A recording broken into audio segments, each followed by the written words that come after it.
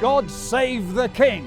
Religion is so much a part of our national identity in the United Kingdom, it's front and centre of our national anthem. But when it comes to politics, how much should faith come into it?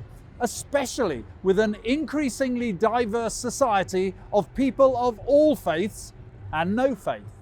On this episode of Westminster Watch, we'll be looking at the relationship between politics and religion in the United Kingdom and around the world, and how faith matters to both politicians and voters.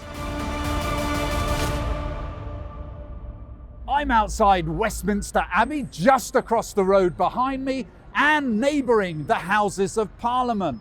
And of course, this is the site of royal coronations. It's a place of great significance to both religion and politics in the United Kingdom. And here to tell us all about that and how the relationship between the two has evolved is Reverend Professor Keith McGee from the University College of London. Keith, welcome to Westminster Watch. So here we are, Parliament just behind us, Westminster Abbey over to our left here. Tell us how the relationship has evolved between church and state over the centuries. It's evolved by, being on sacred ground, being in this space where there's the continuity of what does it mean to be both sacred and to be secular.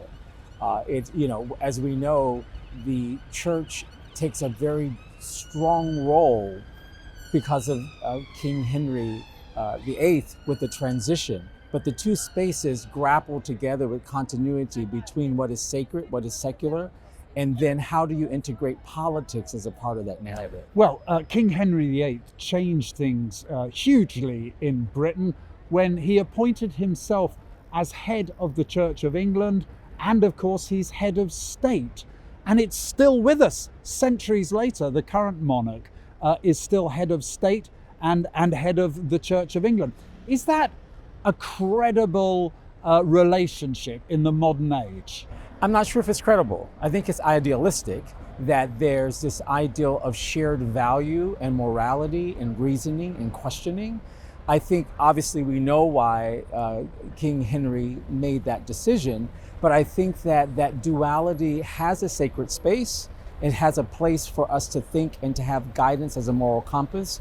We know that the late Her Majesty Queen Elizabeth II, she used faith as a guidance into her public life. So I think it can have its own place. Right now with King Charles III, he talks about faiths pluralistically, and so that there's this idea that there can be the blending of these two realities, but I think you have to be very careful in doing so. Do we see this relationship between the head of state and the head of church intertwined into the politics through the place behind me in Parliament? Do we see that elsewhere in the world? We do not see that elsewhere in the world.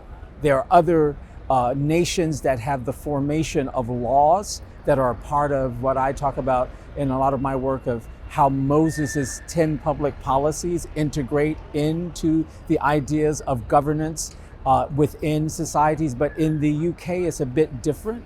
One of the things that we do know is that in the House of Lords that there sits 20 bishops, and that they have a sense of reverence when they... And they are there by right of their titles. So Exactly. They're unelected members of the church actually voting on laws for the country. Again, is that anachronistic? Is that what you see elsewhere in the world? You do not see that elsewhere in the world. So that is something to hold of great value in this country, especially if those bishops are being led by a moral compass and not by politics. And what about the role of the politicians in this? So we have a parliament that is really based around the Church of England, from things like daily prayers and other traditions that take place. Do you feel that is a healthy relationship to have, in this case, Christianity so prevalent in our parliament? Or in the modern age, do we have to think more widely about faiths represented? I think we have to think more widely about faiths represented. And I think that we have to be both cautious and concerned that we do not continue down the path of seeing ourselves as solely a Christian nation when the United Kingdom is not.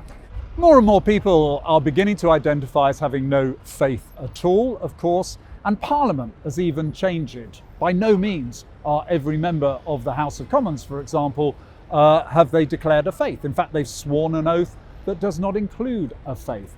Again, on a democratic point of view, is it really right that religion should have such a stronghold on the Parliament when it doesn't necessarily represent the majority of the nation? I don't think that religion, as defined by the Church of England, should have a strong hold on Parliament. How should it? I think we should think about faiths. I think we should identify, to your point, that more and more within this country and globally, people are agnostic. And we find them less religious and more spiritual.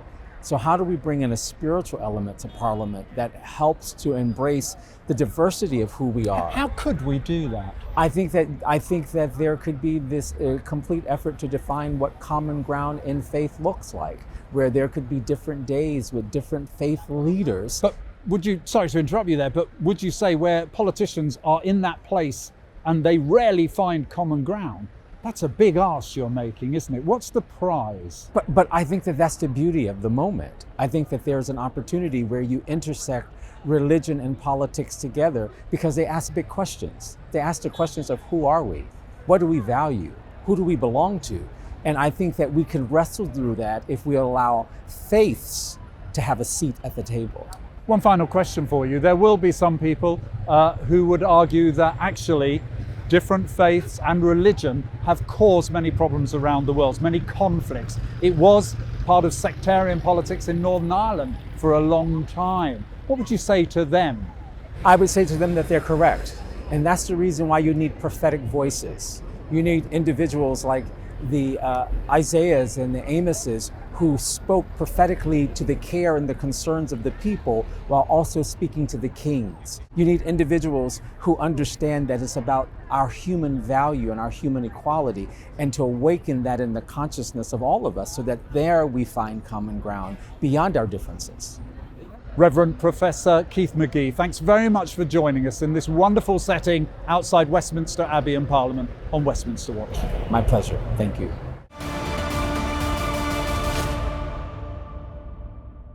Back in the studio, I'm joined by Naz Shah, Labour MP for Bradford West, and in this case also representing the Muslim faith, and David Burrows, former Conservative MP and co-founder of the Conservative Christian Foundation. Welcome to you both. Naz, tell me, does your faith affect the way you do your job? Thank you for having me on, Nick. And yes, absolutely it does. My faith is core of who I am, how I do my job, all of it. Because I'm an ambassador for my faith, and being an ambassador for my faith, I have to be the best human being I can be. And in so doing, my job as a parliamentarian is simply to make sure if legislation is safe, it's effective, it works, and that's what I do. David, I asked the same question of you. Does your faith affect you the way you do your job? But do you also ever find that there's a tension between your faith and maybe what constituents demand of you? Yes, certainly faith is integral. It's who I am, it's my identity, and so I hope and indeed pray that it has an impact because it affects not just your relationship with God you believe in, but also with those around you. And so in Parliament, conscience issues about whether we decide on nuclear weapons, whether we intervene in militarily, that all affects our conscience, and we have to be upfront about that our conscience is impacted by what? Well, there's my faith worldview.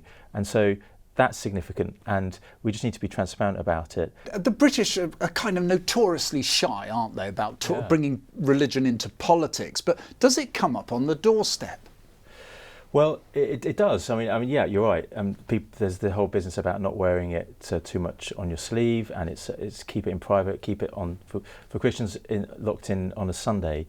But it's a 24/7 for the reality of faith. But on the doorstep, it did and often come up. In fact, I found it a very positive thing. I'm not just asking for of a Christian faith for Christians to vote for me. I'm wanting people to be clear about my values, which actually were attractive to those of different faiths and none, but they knew more clearly perhaps where I stood. I think we underplay in this country the role of faith. We see it as very much a part private issue, when we've actually got to have more of a wider view, not even a global view, and we see that it's actually an increasing importance internationally.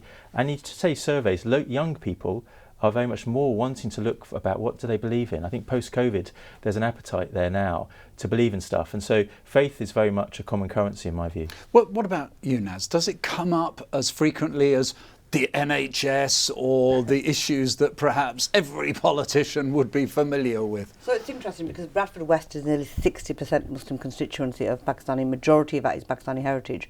So we don't really talk about faith as such, but we do talk about values. We do talk about Gaza came up in the last, since October the 7th. You know, I had a majority of 28,000 that went down to 707, despite the work that I've done around Palestine, which is on record. And that was because people were angry with the Labour Party. And that was something, it was about Palestine, but it was also about faith, because people don't, you know, there's Kashmir going on, but we're also from largely Kashmiri heritage population, but Palestine evokes something, which is because Al-Aqsa is the third holiest place for us. Is it fair to say the 2024 election was the start of sectarian voting, where people were looking at voting based on their faith, or is it issues? I think, well, it depends, doesn't it? It depends on interpretation of faith. So my faith tells me to be on the side of humanity and human rights. So if that's the definition of faith, then it affects everybody, not just it affects us all across the UK. And faith is very personal. That's the other thing. I really, really struggle with people judging us because we're people of faith. Because for me, my relationship is between me and my God. And there's not another human in between that. And I have to answer, I have to line my grave, if you like. But is that why politicians don't wear their religion on their sleeves, David? Yeah, I mean, we shouldn't do it to the point where we're excluding others. We're there to represent our constituents. And I was clear that when I was speaking up, I was clear, I'm a Christian when I was voted in, but I'm there also representing a party and also trying to seek the common good of everyone in my area. And in fact, actually, it's not even in those of faith's interest to be sectarian, to be looking into a corner. You're not there representing a faith club. You're there representing a wider common people. And the challenge there is that in the world of politics at the moment, people are less tribally identified to any political party. And so there is a danger that some may come through, not least just on single issues or on sectarian or populist issues, and using the cloak, as we do see on the far right and some on the far left as well, of they use faith and they manipulate it, and they use people's vulnerabilities and people's fears just to gain votes. And that's something that I deplore. We must be out there for everyone and represent everyone when you're in Parliament. But be clear that your values to come from your faith. We talked about religious representation in Parliament and how it affects you. David, the Anglican Church, once I think was described as the Conservative Party at prayer, it's inherently within the institution of Parliament. The Anglican Church was founded by statutes. We're in a modern age now. Is it right, for example, that Parliament should give so many privileges, if you like, bishops in the House of Lords, to the Anglican faith, when Naz is sitting here as a very embodiment of how this country has changed? Yeah, great question. And in many ways, if you're going to talk to Conservative Party colleagues, they'd probably want to be free of bishops who've caused mayhem and protests, not least to Conservative governments. So the Conservative Party, it's certainly there's a protest there from the bishops. I think we have to recognise that it's not just indeed a numbers game of how many Christians are out there, of who they're representing. They're not there elected to represent a constituency. They're there representative of our heritage of our country. It's a shared heritage in many ways. As we walk around London or elsewhere, or indeed in Parliament, you'll see that Christian heritage that is a foundation of Parliament. And so they're representative of that. And the King was, everyone was there seeing the King, the coronation, him very much making clear that he's the head of the church. We go to remembrance services, and others all have a Christian heritage to them, which I think needs to be looked into context. If we want to disestablish the church from being that part of the state, then we can do that. I think we've got sort of a mix of a healthy kind of mishmash in this country. Have we, Naz? Let me move that on a little bit. Have you, for example, would you say Parliament is an inclusive environment? I wouldn't say we're quite there yet, but we do have. So when we have remembrance services, etc., the Muslim faith and Sikh faith and the Jewish faith, all of them are represented by representatives of their communities. So I think we do it well in terms of involving people. Is it reflective of the communities we serve? No, it isn't. Do we need to do more? We could always do more. And I'm not sure about, the idea of Muslim clerics being in Parliament. I'm not sure, I've not really given it thought, but it doesn't sit well with me. Just because I think Parliament is a democratic process, and I don't think from what I know of the religious leaders in the Muslim faith, they don't do politics. They do religion, and they try not to get involved in politics. David, you were the PM Special Envoy, Deputy Special Envoy for Religious Freedom. Yes. What exactly did that mean, and what did you do? It was basically articulating a universal right the right to believe or not to believe, and ensure that regardless of faith. This wasn't an Anglican appointment. No. Well, certainly not. In fact, previously we had appointments of a Muslim background as well. So it was recognising that it's an issue that we should advocate on behalf of others who are persecuted, particularly for their faith. It's an international cause we were looking at, and particularly focusing on throughout the country. You can see from different faiths. In fact, every faith and belief in one country or the other, sadly, is persecuted for what they believe in. And so we were trying to make sure that our government took it seriously and championing it as they did and still do. We can't be there just to protect a religion. And often, sadly, it's religions themselves that are part of persecuting other religions. But we must make sure that government and we all stand up for the individual's right to just simply believe or not believe. You've spoken many times about discrimination, and particularly against your own faith as well. Do you think Parliament does enough internationally to tackle the individual rights of freedom, stand up to those countries? Or do they find themselves, it's easier to create a special envoy and hope no one notices so we don't affect our relationships with those big countries? My understanding of the special envoy is that they carry quite a bit of weight in terms of when they're representing us, our country at the UN. So I think it was not last year before, I went out to Jaranwala, where there was persecution of a Christian community, the minority community out there, and I took my local dean, Andy Bauman, with me. And we decided to go out there to sit, because it was powerful coming from a female Pakistani heritage Muslim going out to Pakistan. I felt it was really important with a Muslim charity, Islamic Relief, because that is the way that any religion should be behaving, is protecting minorities. So I thought that was really, really important. And I don't think religions persecute religion. As well. Well, it had to be done, didn't it? Yeah, I mean, you're like that, but it's making sure that actually it's not just Christians fighting for Christian minorities in Pakistan, but Muslims as well advocating, and Hindus, and that's the spirit of it, isn't it? Yeah, absolutely. So your faith, for me, in the Quran it's very clear there is no compulsion in religion. So that for me is very, very important.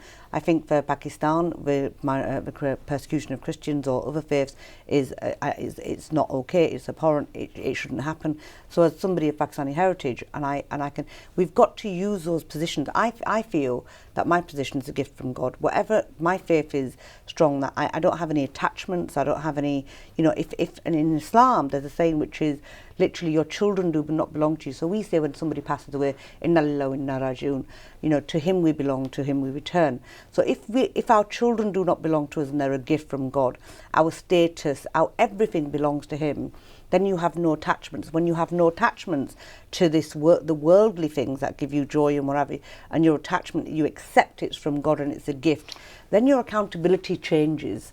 So I think it gives you a lot more power, a lot more conviction to be stronger in representing your faith. David, I speak to you as a former Conservative MP. Sajid Javid was the first Muslim to hold such a senior office here. Rishi Sunak was the first Hindu Prime Minister. Much was made of that early on in their appointments. Does that matter I think we should celebrate it. At the end of the day, if you have role models and you're looking at the TV, for young people, they can see that this country is theirs and they're part and parcel of it. When their Prime Minister is a Hindu, you know, the amount of non-Hindus who celebrated Rishi Sunak's, not necessarily politics, but the fact that he was there as a person of South Asian heritage, you know, representing his country and you know, leading the country, that was huge for us. So you can put the politics aside, but visibility is absolutely important for role modelling to young people. I mean, I think that the heritage people celebrate. I think people then get a bit more edgy when there's a faith issue, when you're doing things because of your faith. People maybe okay when you're celebrating Diwali or the like out on the steps of number 10, but if they then see it influencing your faith, I mean, I'm not sure if evangelical Christian would easily become a prime minister because they're not just going to be doing the festivities, they're going to be out there expressing a view on life, family issues, and that will mean that people will think, well, is that making you prejudiced? Are you representing everyone? And so I think we've got to be willing to embrace heritage, ethnicity, faith, as well as all part of our identity and be transparent about it. You met Pope Benedict, didn't you? Yes. Now, first of all, briefly tell us what that meant to you as a religious experience in many ways. Yeah, I mean, I was there along with 10,000 people behind, so there was a whole lot of people stacked in there. It was an extraordinary moment. I was there with the late, wonderful Sir David Amess, and so it was particularly memorable for me. The former Conservative MP who was tragically murdered, yes. And he was as devout Catholic, and so being with him was wonderful. And the Pope, and with all the grandeur, expressed a real gentleness and humility, that sort of mixture. And it was great to be able to greetings from my constituents, but actually just see the role that he plays. You know, that the Holy See, the Vatican is a state in its own right, but is also, and I see this internationally, a place that really can have a big impact on the world. And now we've got a new Pope. An American new Pope. Yeah, Do you think that's significant? I think it's significant not for the Americas as well. I think having an American leader who is looking, and it seems to be looking for wider common good and not being sectarian and not being populist is probably a good thing for other American leaders. Now, as international role models, international leaders of faith, do you consider them vitally important, or do you sometimes find that they should bud out of politics? I think some of them, on the where we're at the moment, my worry is about young people and social media. So when I see really, really good people on social media and they're becoming influencers, and that's a bit, one of my worries is, when we're looking, when young people are talking about faith, where do they get their inspiration from? And if it's not, because a lot of the faith leaders don't necessarily in Bradford, don't necessarily speak English, so but I don't want that disconnect between young people. So when I see them engaging in politics and debate, because I don't want young people to think politics isn't us just because we're people of faith, because politics is about everybody. You know, there's that saying, if you don't do politics, politics will do you. And I think that's really, really important. I think for me, the international involvement of people is really important. I was in Jakarta, and we've got the 4th largest mosque in the world in Jakarta, largest Muslim country in the world, and I'm the trade envoy for Indonesia and the ASEAN.